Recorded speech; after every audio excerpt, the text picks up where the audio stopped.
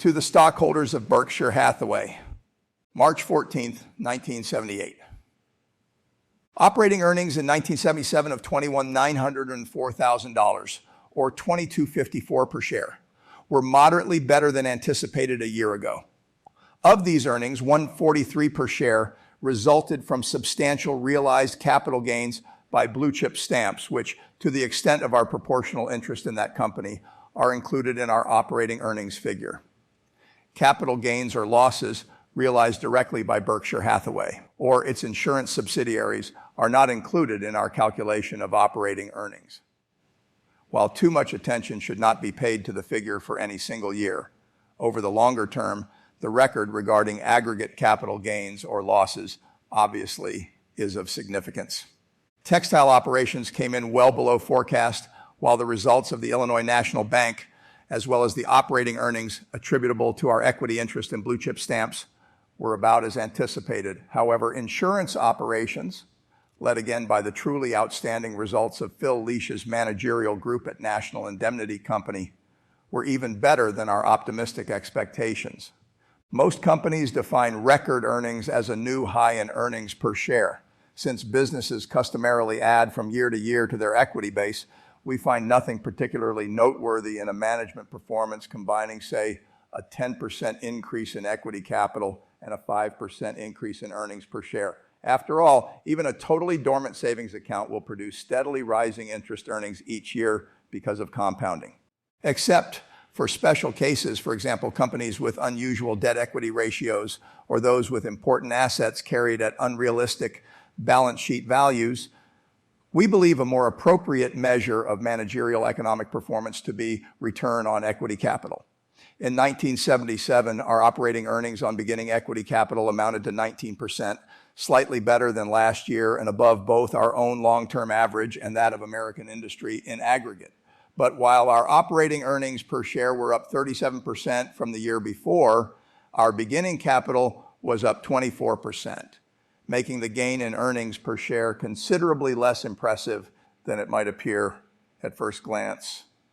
We expect difficulty in matching our 1977 rate of return during the forthcoming year.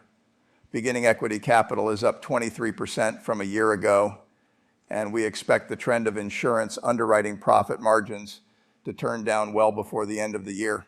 Nevertheless, we expect a reasonably good year, and our present estimate, subject to the usual caveats regarding the frailties of forecasts, is that operating earnings will improve somewhat on a per-share basis during 1978.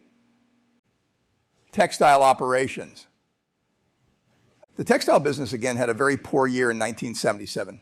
We have mistakenly predicted better results in each of the last 2 years. This may say something about our forecasting abilities, the nature of the textile industry, or both. Despite strenuous efforts, problems in marketing and manufacturing have persisted. Many difficulties experienced in the marketing area are due primarily to industry conditions, but some of the problems have been of our own making. A few shareholders have questioned the wisdom of remaining in the textile business, which, over the longer term, is unlikely to produce returns on capital comparable to those available in many other businesses. Our reasons are several. 1, our mills in both New Bedford and Manchester are among the largest employers in each town, utilizing a labor force of high average age, possessing relatively non-transferable skills. Our workers and unions have exhibited unusual understanding and effort in cooperating with management to achieve a cost structure and product mix which might allow us to maintain a viable operation.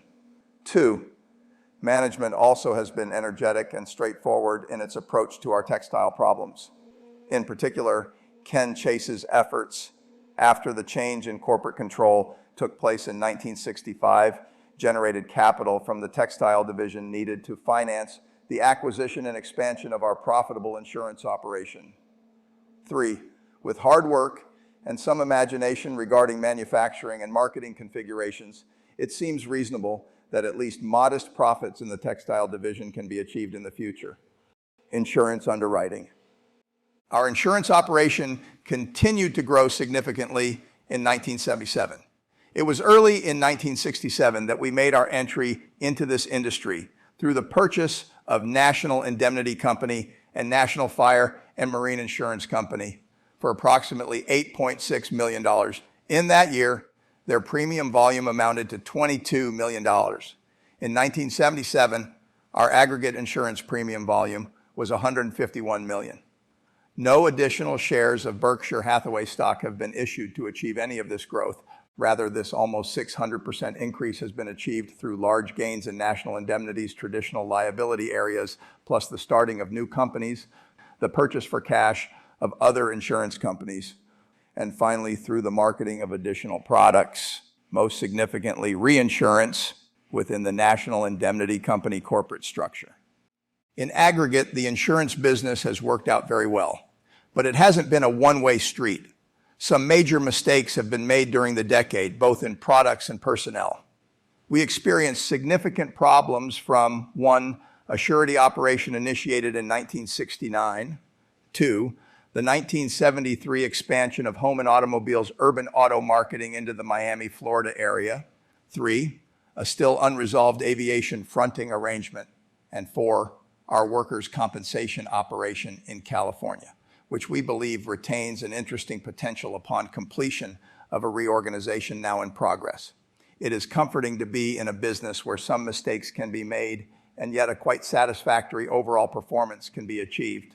In a sense, this is the opposite case from our textile business, where even very good management probably can average only modest results. One of the lessons your management has learned, and unfortunately sometimes relearned, is the importance of being in businesses where tailwinds prevail rather than headwinds. In 1977, the winds in insurance underwriting were squarely behind us. Very large rate increases were effected throughout the industry in 1976 to offset the disastrous underwriting results of 1974 and 1975. But because insurance policies typically are written for one-year periods, with pricing mistakes capable of correction only upon renewal, it was 1977 before the full impact was felt upon earnings of those earlier rate increases. The pendulum now is beginning to swing the other way. We estimate that costs involved in the insurance areas in which we operate rise at close to 1% per month. This is due to continuous monetary inflation affecting the cost of repairing humans and property, as well as social inflation, a broadening definition by society and juries of what is covered by insurance policies. Unless rates rise at a comparable 1% per month, underwriting profits must shrink. Recently, the pace of rate increases has slowed dramatically, and it is our expectation that underwriting margins generally will be declining by the second half of the year. We must again give credit to Phil Leisha, greatly assisted by Roland Miller in underwriting and Bill Lyons in claims, for an extraordinary underwriting achievement in National Indemnity's traditional auto and general liability business during 1977. Large volume gains have been accompanied by excellent underwriting margins following contraction or withdrawal by many competitors in the wake of the 1974-75 crisis period. These conditions will reverse before long. In the meantime, National Indemnity's underwriting profitability has increased dramatically, and in addition, large sums have been made available for investment. As markets loosen and rates become inadequate, we again will face the challenge of philosophically accepting reduced volume. Unusual managerial discipline will be required, as it runs counter to normal institutional behavior to let the other fellow take away business, even at foolish prices. Our reinsurance department, managed by George Young, improved its underwriting performance during 1977. Although the combined ratio of 107.1 was unsatisfactory, its trend was downward throughout the year. In addition, reinsurance generates unusually high funds for investment as a percentage of premium volume. At Home and Auto, John Seward continued to make progress on all fronts. John was a battlefield promotion several years ago when Home and Auto's underwriting was awash in red ink and the company faced possible extinction. Under his management, it currently is sound, profitable, and growing. John Ringwald's home state operation now consists of 5 companies, with Kansas Fire and Casualty Company becoming operational late in 1977 under the direction of Floyd Taylor. The home state companies had net premium volume of $23 million, up from $5.5 million just 3 years ago. All 4 companies that operated throughout the year achieved combined ratios below 100, with Cornhusker Casualty Company at 93.8, the leader.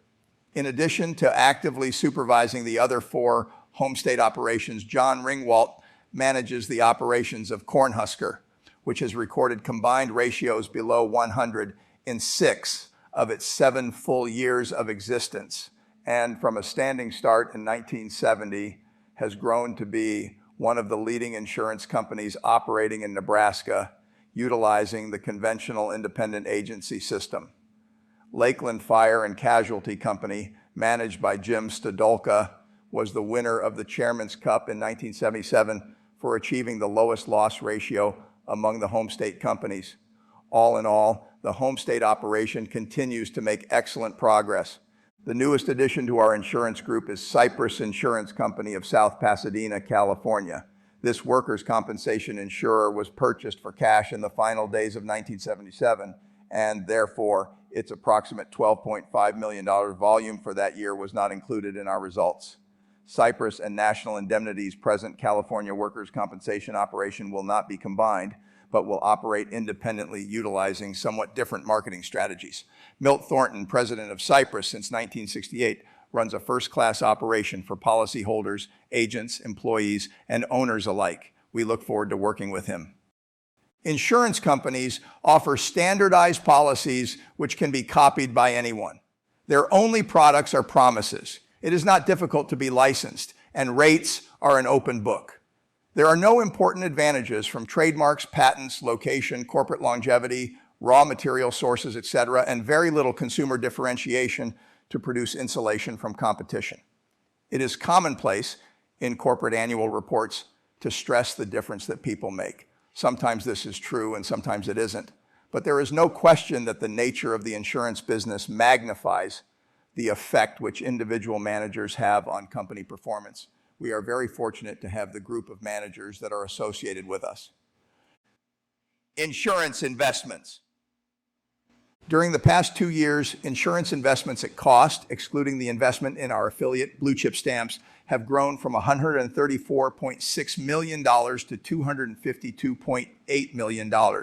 Growth in insurance reserves produced by our large gain in premium volume plus retained earnings have accounted for this increase in marketable securities. In turn, net investment income of the insurance group has improved from $8.4 million pre-tax in 1975 to $12.3 million pre-tax in 1977. In addition to this income from dividends and interest, we realized capital gains of $6.9 million before tax, about 1/4 from bonds and the balance from stocks. Our unrealized gain in stocks at year-end 1977 was approximately $74 million, but this figure, like any other figure of a single date, should not be taken too seriously. Most of our large stock positions are going to be held for many years, and the scorecard on our investment decisions will be provided by business results over that period and not by prices on any given day. Just as it would be foolish to focus unduly on short-term prospects when acquiring an entire company, we think it equally unsound to become mesmerized by prospective near-term earnings or recent trends in earnings when purchasing small pieces of a company. A little digression illustrating this point may be interesting. Berkshire Fine Spinning Associates and Hathaway Manufacturing were merged in 1955 to form Berkshire Hathaway. In 1948, on a pro forma combined basis, they had earnings after tax of almost $18 million and employed 10,000 people at a dozen large mills throughout New England. In the business world of that period, they were an economic powerhouse.